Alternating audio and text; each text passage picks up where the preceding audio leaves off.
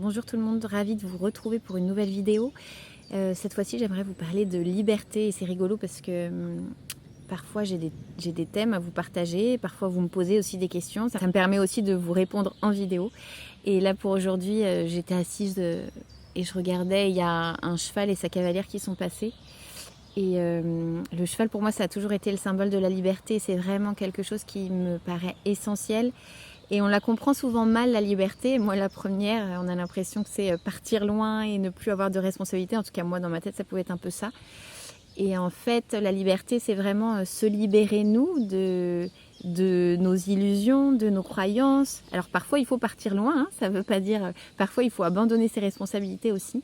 Mais la liberté passe par se libérer des peurs, bien souvent. Parce que ce qui nous emprisonne, c'est nos peurs. C'est tout ça part toujours d'un manque d'amour, d'une ignorance, mais qui va nous enfermer du coup.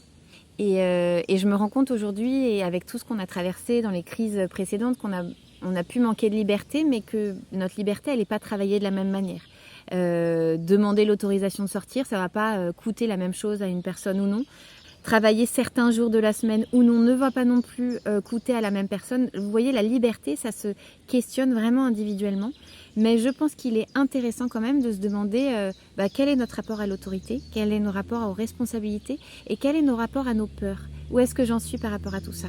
Et tout ça, là, c'est des choses qui peuvent nous emprisonner. En général, l'autorité, c'est une autre forme de peur. On ne m'a pas dit que, alors ça peut être l'État, ça peut être le médecin, ça peut être l'enseignant. On m'a dit que c'était comme ça, alors ça sera comme ça. Et toi, ta liberté, elle est où? Alors dans une autre vidéo, je vous parlais de... l'esprit critique et la capacité qu'on a à remettre en question ce qu'on va nous dire, et ben la liberté, elle part aussi d'une certaine forme de confiance. Est-ce que j'ai suffisamment confiance en moi pour faire confiance à mes valeurs, à ce que je pense et ce que je ressens, malgré le fait que lui, ce spécialiste-là, ce politicien, se dise le contraire? Vous voyez? Et du coup, notre liberté demande du courage. Et souvent, on a l'impression que c'est quelqu'un, comme je vous le disais en introduction, qui va tout quitter, qui va partir vivre loin et qui ne va plus du tout avoir de responsabilité. Au contraire. La liberté, c'est prendre ses responsabilités. Tiens, je suis triste. Je peux accuser mon voisin, mon patron ou mon compagnon. Mais pour le coup, c'est moi qui suis en responsabilité de cette tristesse si je la laisse perdurer. Donc, qu'est-ce que je peux mettre en place?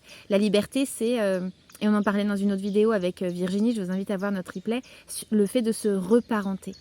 Mes parents ont été nocifs, ont été absents, ont fait plein de choses qui ne m'ont pas convenu, enfant. Comment je fais en sorte pour me reparenter? Et Virginie partageait le fait qu'en hypnose, elle revient dans l'enfance de ces personnes-là, recontacter cet enfant en lui disant qu'est-ce que tu as besoin? Qu'est-ce que je peux t'apporter moi, adulte? Parce que nous sommes nos propres parents. Nous sommes les adultes capables de soigner les maux de notre enfance. Et du coup, notre liberté, elle se trouve là, chez nous. Oui, l'extérieur peut paraître emprisonnant, limitant, mais il va simplement révéler chez moi ce qui résiste. Vous voyez? Et c'est pour ça que les crises qu'on vit, elles sont incroyables parce que un confinement, les crises là sanitaires qu'on a vécues, ça a vraiment titillé chacun le où est-ce qu'on met le curseur et comment j'arrive à vivre et qu'est-ce que je dois mettre en place pour que ça soit supportable pour moi. Et on n'a pas tous le même appel, comme je vous le disais, on n'a pas tous les mêmes besoins. Par contre, je me rends compte que la plupart des personnes ne se rendent pas compte qu'elles ne sont plus libres. Plus libres de penser, plus libres de faire ce qu'elles aiment, de vivre la vie qu'elles souhaitent. Et ça me rend triste. Et je pense qu'on est tous en chemin, bien sûr, hein, mais la liberté, c'est quelque chose qu'on a un peu tourné en dérision. Bah non, mais on peut pas vraiment être libre, il y a pas... En fait, tu es libre de faire tes choix et tu es libre de construire la vie dont tu rêves. Par contre, ça demande du courage. Et oui, c'est difficile, ça s'achète pas dans un paquet de chips. Il va falloir que tu creuses un peu.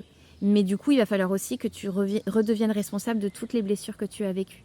Ça ne veut pas dire de dire c'était de ma faute, surtout pas. Mais juste, ok, il s'est passé ça.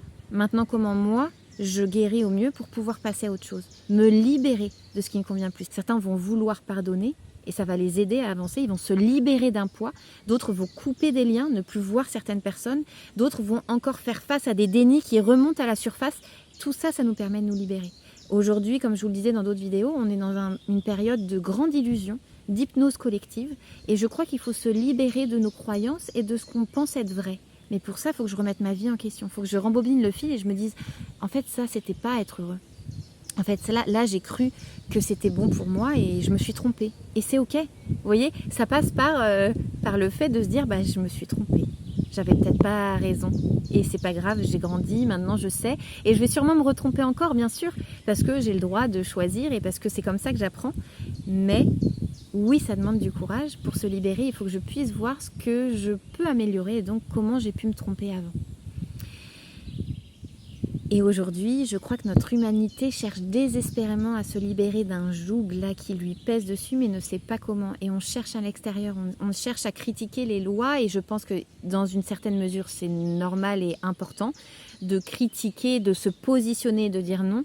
Mais il est important de se libérer vraiment soi, de ses peurs, de ses traumatismes et de plus nourrir quelque chose de l'ordre de la rancune, de la colère, etc. Vous avez dû le voir dans chacune de mes vidéos, en fait, je reviens toujours, j'invite en tout cas chacun à revenir à soi. La spiritualité, c'est quelque chose d'hyper concret. On a l'impression que c'est hyper loin de nous. La spiritualité, comme la philosophie, c'est penser le monde autrement pour pouvoir l'incarner au mieux. Vous voyez, si je pense le monde de manière optimiste, avec une belle vision, ça va me permettre de le vivre au quotidien. La spiritualité me permet d'aller chercher l'espoir, la foi, la confiance, l'amour divin, mais pour l'habiter ici, sur Terre. Du coup, la liberté, c'est pareil. Je peux en avoir une certaine idée, mais comment moi, je fais en sorte de m'en libérer? L'argent me pèse, le manque d'argent m'emprisonne. Comment je fais pour en avoir davantage, pour être libre? Parfois, c'est ça. Il y a des personnes qui ont coupé tous les ponts ils veulent se sentir libres au niveau de la culture, au niveau de l'habitat, au niveau tout ça, c'est autosuffisant. Et il y en a qui s'y complaisent complètement. Et il y en a d'autres, après avoir fait cette expérience, qui disent « j'ai été emprisonnée ». Je me suis enfermée moi-même parce qu'en fait, ça m'a plus pesé que de devoir penser dans le monde comme ça. Donc vous voyez, on est chacun différent. Et du coup, c'est aussi ça qui fait les expériences hyper riches que nous pouvons voir et découvrir sur Terre. Moi, pour vous donner une idée, j'ai un appel très fort des autres pays. Pour moi, ma liberté, je la trouve en voyage et en même temps, à force d'être allée trop loin dedans, j'ai pendant très longtemps cherché une maison. Et est-ce que je peux être libre sans jamais avoir d'ancrage? Et vous voyez, il y a toujours un moment, il y a un équilibre. Ça ne veut pas dire que je ne l'ai pas été en voyageant. Ça veut juste dire qu'au bout d'un moment, ma liberté peut m'emprisonner. Parce que je me suis trop éloignée du monde et du coup, je me suis enfermée moi-même dans ma bulle. Et c'est là tous les concepts en fait qui sont à travailler pour soi. Et c'est pour ça que j'ai aucun conseil à vous donner, simplement d'interroger votre relation à la liberté. Est-ce que vous vous sentez plutôt libre ou est-ce que vous avez l'impression de subir votre vie? Et dans ce cas-là, si vous la subissez, qu'est-ce qui vous pèse? Est-ce que c'est des croyances, des peurs et à quel niveau? Moi, je vois beaucoup d'enseignants par exemple qui me disent de toute façon, il n'y a pas de perspective dans l'enseignement, c'est pas possible, il n'y a pas d'autres fenêtres, d'autres horizons nouveaux, on est bloqué. Moi, j'aime bien leur rappeler. Moi, j'ai une tante qui a demandé à travailler avec des sourds pendant un temps. Donc, elle a changé sa façon de faire, de sa façon de travailler. Puis après, ils sont allés vivre à Tahiti avec sa famille. Moi, ma mère, elle a passé des concours pour ne plus être enseignante avec une classe, mais avec des groupes d'élèves en RAZ. Et vous voyez, la liberté, c'est chacun qui va la trouver. D'autres, ils vont simplement arrêter et faire de la poterie dans le Cantal. J'en sais rien, peu importe, mais je ne peux pas accuser le système de m'emprisonner. C'est à moi de me libérer du système. Et je partage souvent un texte que j'ai partagé dans mon roman Les Liens du Temps, d'Adolf Huxley, Le meilleur des mondes. Et j'adore ce livre. Et il y a vraiment un passage dans lequel il décrit comment en fait emprisonner les peuples, comment les rendre, leur supprimer les libertés. Ils disent ça sera jamais d'un coup d'un seul. Vous emprisonnez pas d'un coup les gens. Ça va venir au fur et à mesure, par coups de peur, de confort, d'endormissement, d'hypnose, de petits télé-séries, peu importe. Encore une fois, je dis pas du tout supprimons les télés et tout ça, pas du tout. Je dis juste que l'enfermement, c'est souvent au fur et à mesure qu'il se met en place. Et donc, il est bon de s'arrêter, de faire un bilan.